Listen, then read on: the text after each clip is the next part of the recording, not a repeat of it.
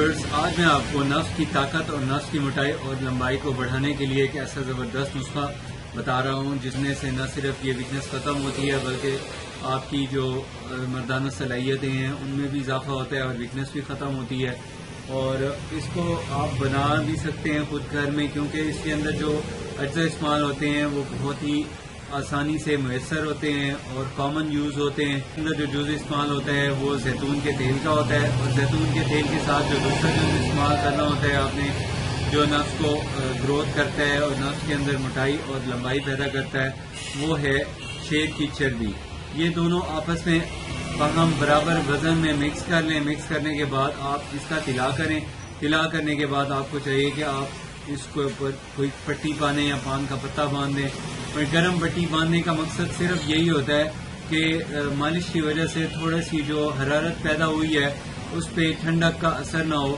اور ٹھنڈک کا اثر اس طرح ہوتا ہے، بعض لوگ خاص طور پہ مالش کے بعد اس خاص کو صاف کرتے نہیں ہیں بلکہ اس کو واش کر دیتے ہیں. واش کرنا بالکل مناسب نہیں ہے، اس لیے آپ کو یہ اور اس کی احتیاط کے وجہ سے آپ کی جو عضو خاص کی کمزوری ہے وہ جلدی ختم ہوتی ہے اور اس کا نقص دور ہوتا ہے.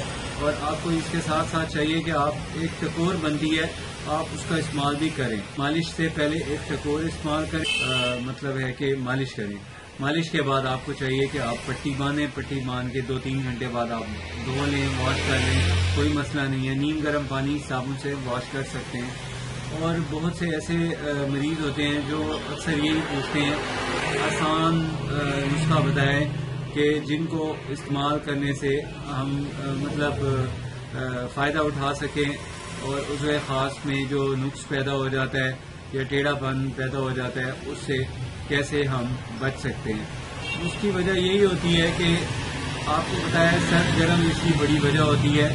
ایک طرح سے عضو خاص کے جو وینز ہیں ان کے اوپر فالج یا لقوے کا اثر ہوتا ہے، جس کی وجہ سے وہاں پہ جو سرکولیشن ہے وہ میں سختی پیدا ہونا شروع ہو جاتی ہے اس حصے میں، اور وہ بے حس ہونے لگتا ہے. اس وجہ سے وہ حصہ تھوڑا سا عضو خاص سے مختلف سا تو ابھار کی صورت میں دکھائی دیتا ہے یا ٹیڑھا پن اس پہ شو ہونے لگتا ہے.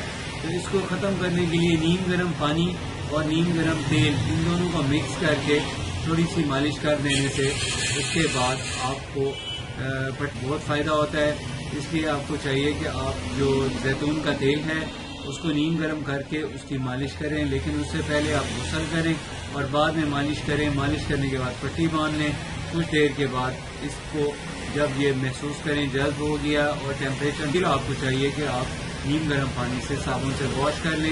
انشاءاللہ اس کے استعمال سے عضو خاص میں جو کجی یا ٹیڑھا پن پیدا ہو جاتا ہے وہ اس کے استعمال سے جاتا رہے گا. اور آپ کو چاہیے کہ آپ اپنی ڈائٹ پہ بھی پراپر توجہ دیں.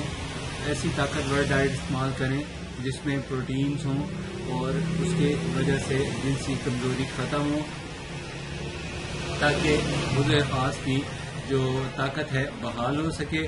مجھے نیکسٹ ویڈیو تک اجازت دیجیے. اپنی صحت کا خیال رکھیے. اللہ حافظ.